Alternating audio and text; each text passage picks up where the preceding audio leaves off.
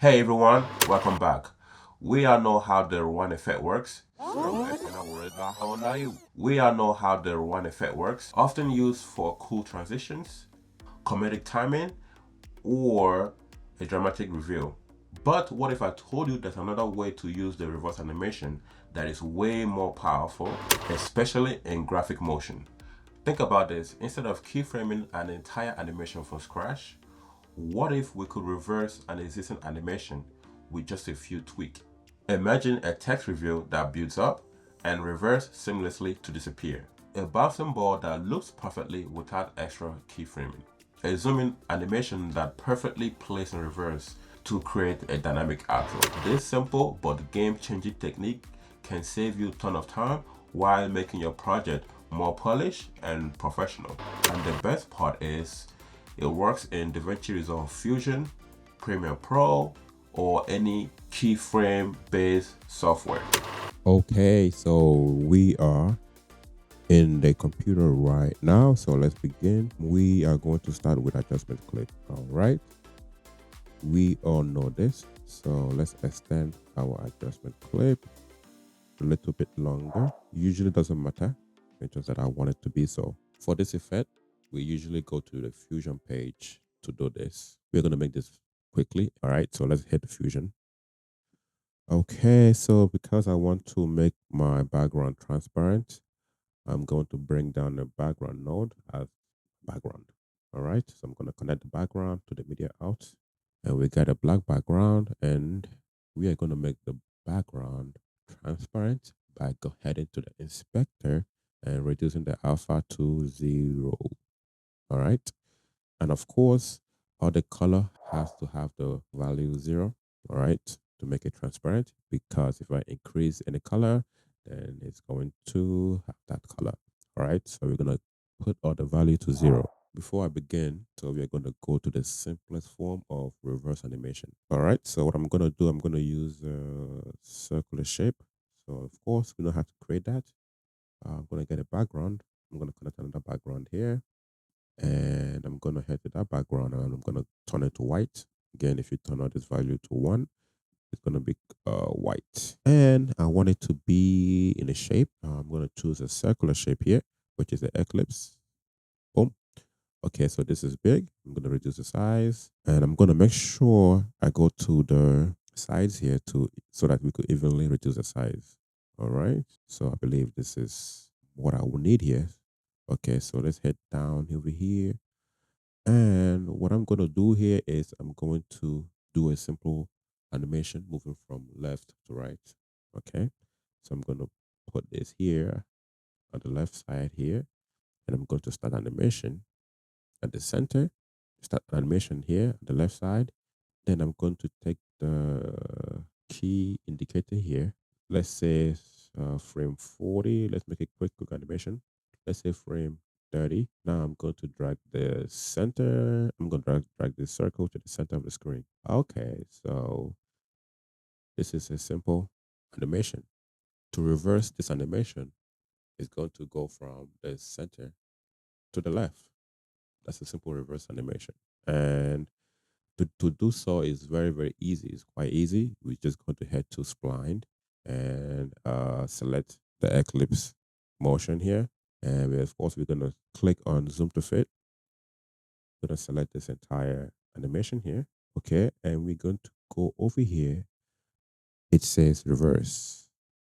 And we're going to click on it, and reverse will be the case. Now, if I head over there, now the beginning is now going to be the center to the left instead of the left to the center. Okay. So that's a very quick way to reverse your animations. Okay. So now let's take it up a notch. So let's take off this animation, and let's include two types of animations here. So let's take this off. And let's take this off. So now what we're going to do now for this first animation is we're going to play with the blend. So we're going to blend it in before moving from the left to the right. Then we're going to blend it out at the end as well. So from 0, we're going to hit the animation, and we're going to turn that to 0, and we're going to head to frame 10. Then we're going to increase that to blend it out fully. All right, then from frame 10, we're going to head to the eclipse and we're going to move it from there. So we're going to select animation from the center and let's head to, let's say, frame 30. And now we're going to move that to the center of the screen. So now we have it blended in and then move it to the center.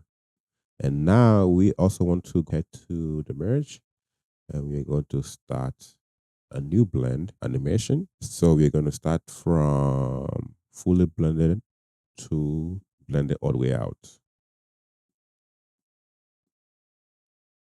So it's the same thing, but now we have two different animations. So again, we have to select both animations.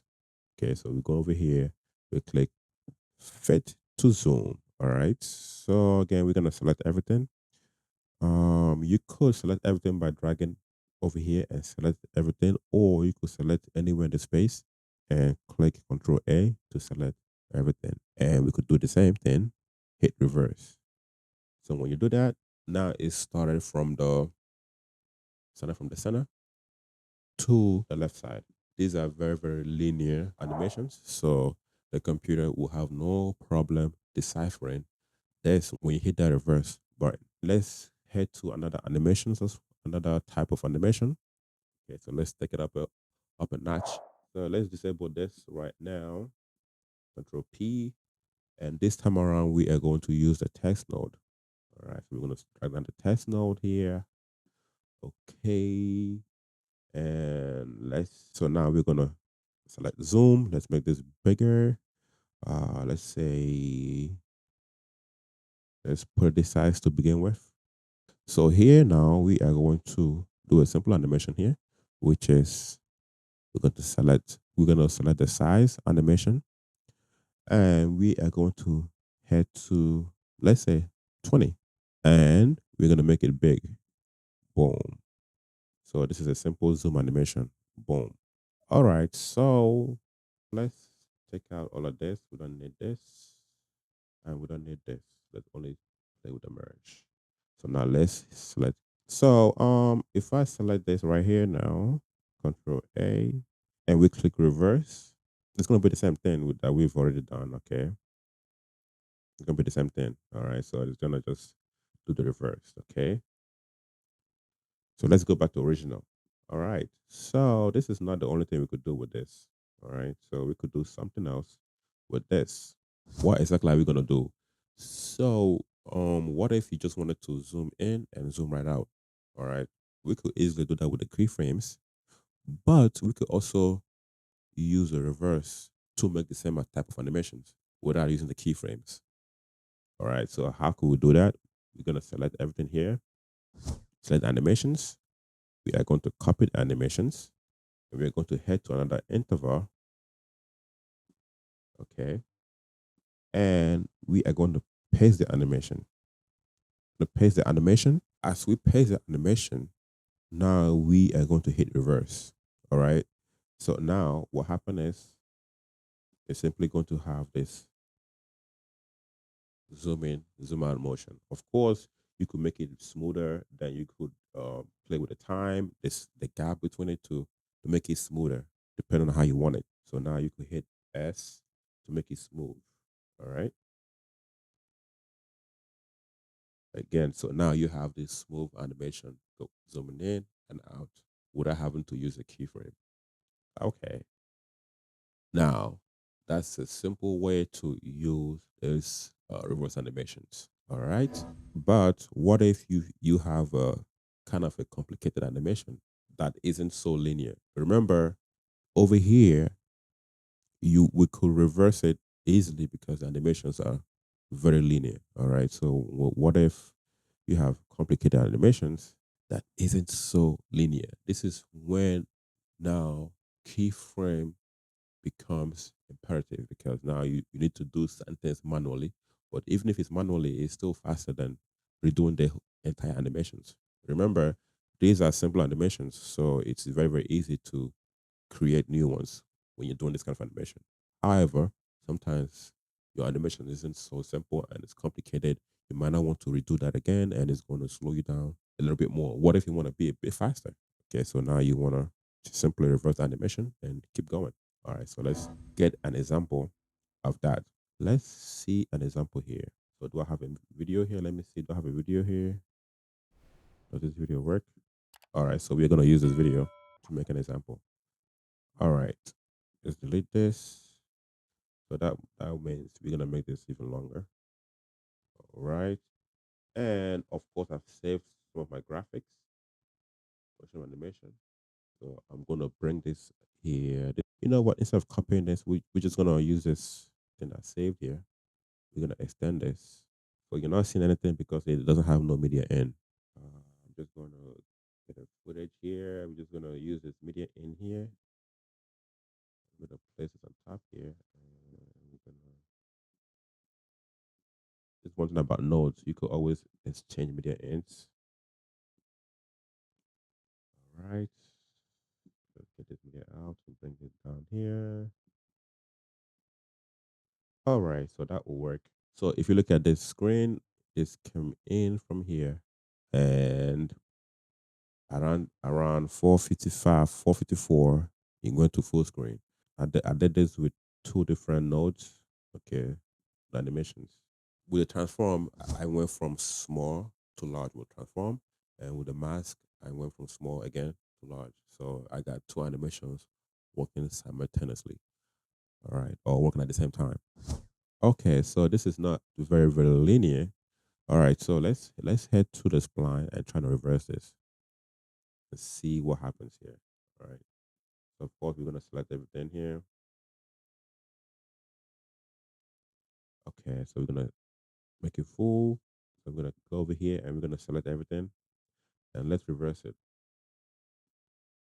So if we reverse it, look at what happens here. Okay. Okay. So what happens here is it went okay, so the mask was already small, right, from the beginning. Then it went to a certain point and the mask got bigger. So now the reverse is the mask is going to be bigger and go small. All right, but that doesn't work here. Without the mask, I will not have that circular shape. I'm just going to have my full screen, and that doesn't work here. All right, so this is where we need to go to the keyframe and we're going to reverse the mask back to being small in the beginning and now getting big. So this animation is not exactly linear and the timing is not the same. So you need to change both the timing and when the mask gets bigger. Right. All right. So let's reverse this. Let's reverse this back. And now let's do it how we needed to do it. So remember, we are going from came in as small, okay, and from small went to large screen. So the reverse that we want is we want it from large screen to small. We could do this entire animation again, but why do all of that? Is if we could go to keyframe and simply reverse animation. All right, so now let's head to keyframes. Let's take out the spline. Okay, and now let's begin. Of course, we're gonna zoom to fit. This needs to be the end of animation. What will happen here is I'm gonna first drag this all the way to this way. So this is where it needs to end. So now after dragging it here, that's not all because so now we still have to flip these two animations. I'm gonna use the time stretcher to flip it because that usually flips it evenly. All right, that's just my opinion. But you don't need to use time stretcher, especially if it's just one single animation. All right, it's not necessary. But I just use it just for my own sake. All right, so I'm gonna flip it. Boom. All right, so I'm gonna deselect it. Now I'm going to put this somewhere at the end. So now you have fixed that going out part. Boom. All right. What's next? The mask is still not flipped because the mask, let's say from here, look, the mask is still not flipped over here.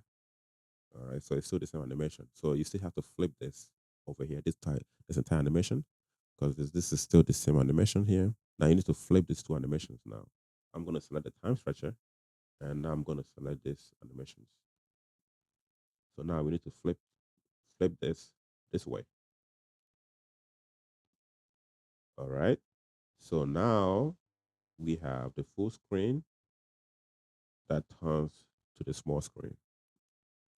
Okay, so now as you can see, the animation ended here. This is also why we need the keyframe, because now we could change where the animations happen. Because if you look, the video kind of ended here. As you can see, I kind of turned off my camera here. So this is too close to the ending. So let's move this keyframe. So now we're gonna select these animations over here, animations. I'm gonna move it, let's say somewhere around here. And now we're gonna move this ending animations. And we're gonna move it somewhere here so that it will make sense. So now it lines up perfectly. So I go from here and the animation went from the large screen to the small screen without me having to redo that entire animations. Okay. Now, if you notice, I kind of did a little work with the Eclipse node with expressions. So I didn't want to redo that entire thing again. Not that it's hard to redo, it's just that it's gonna save you time and you're gonna work more efficiently. All right, guys. This is a video for today. If you've learned anything or if you've enjoyed this video, make sure to smack that like button and don't forget to subscribe to get more videos like this. And last but not the least, hit the notification buttons. All right. We'll catch you on the next video. Peace.